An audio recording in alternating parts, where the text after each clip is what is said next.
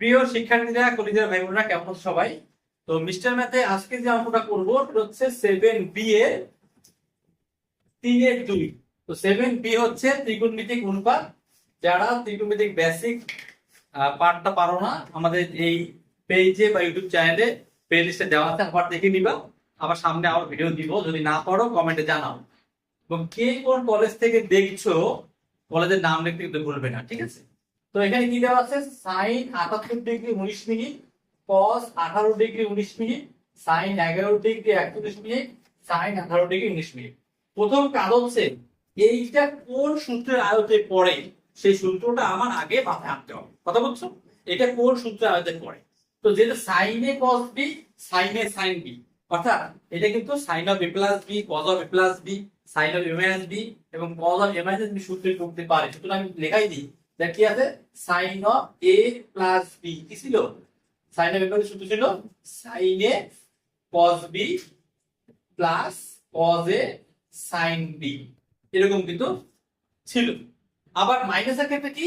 এখানে মাইনাস হলে এখানে মাইনাস হবে, প্লাস হলে প্লাস, মাইনাস হলে কি মাইনাস। তো এই ক্ষেত্রে কি করতে হবে? এই দেখো এ আর এ মিল, বি আর বি মিল, তো এখানেও এই কোন মিল থাকতো। তার প্রথম কাজ কি? অঙ্ক কিন্তু সারা নিজেরাই অঙ্কের মধ্যে উত্তর দিয়ে দেয়, তোমার কাজ কি সেটাকে বের করতে হবে যে আমি কিভাবে অঙ্কের মধ্যে সূত্রটা বের করবো। তার কোন কোনটা মিল আছে? এখানে মিল আছে কোনটা? 18 ডিগ্রি 19 মিনিট মিল আছে, এখানে 18 ডিগ্রি 19 মিনিট আছে। এটা ধরা দরকার নাই, এটা মিল আছে 18 ডিগ্রি 19 মিনিট, এটাও কি 18 ডিগ্রি মিল আছে, এটা কিন্তু চেঞ্জ করার দরকার হবে না। তাহলে চেঞ্জ করতে হবে এইটা। তো এটা কি কিভাবে চেঞ্জ করবো? এখানে 18 ডিগ্রি 19 মিনিট আছে, এখানে আছে কি 11 ডিগ্রি 41 মিনিট। দেখবা স্যাররা এমন ভাবে বের করে দিবে যে এই দুইটা যোগ করলে হয় 90 হবে, না হয় কি 180 হবে। যোগ করে দেখো যে 11 আর 78 যোগ করে 89 হবে। 11 আর 78 যোগ করে কি হয়? 89 হয়। আর 41 আর 19 যোগ করলে হয় 60। আর 60 মিনিটে কয় ডিগ্রি? 1 ডিগ্রি। মনে আছে ডাইরেক্ট প্রশ্ন যে 1 ডিগ্রি সমান 60 মিনিট। তাহলে এই দুটো যোগ করলে কিন্তু অটোমেটিক 90 হয়ে যায়।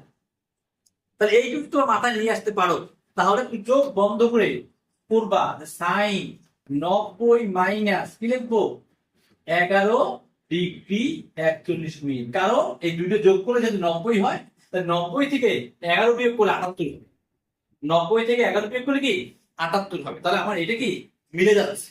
আবার কি এইটা আমার প্রসেস করতে হবে না, কারণ এটা ছোটই আছে, 11 degree 41 minute sine 18 degree 19 minute. তাহলে দেখো এটা কিন্তু আমার কিচ্ছু করতে হয় না, আমার মাথায় রাখতে হয়েছে যে কোন দুটো যোগ করলে 90 হয়।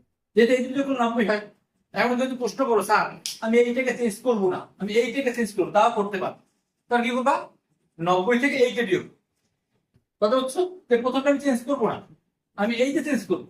তাহলে এখানে সাইন লিখে 90 লিখে এই 78 ডিগ্রি 19 মিনিট বিয়োগ করবো। একদম সহজ, কথা বোঝা গেছে? তাহলে এখন কি এই 90 এর সাথে কি আছে? 1 আছে। 1 কি বিজোড়, সাইন কি হয়ে যাবে? কজ হয়ে যাবে। তাহলে কজ লিখলাম, সাইন কজ হয়ে যাবে। প্রথম কাজ কোন ঘরে পড়ে? প্রথম ঘরই পড়ে, কারণ 90 মাইনাস। তাহলে কজ 11 ডিগ্রি 41 মিনিট। তারপরে আছে কি ওইখানে একটা ভুলে গেছি না, এখানে বলো না কেন? কজ 18 ডিগ্রি 19 মিনিট আমি লিখতে ভুলে গেছি, এটা হিসি হিসি হয়ে যাবে। আমি একটু আপনার মুছে দিই।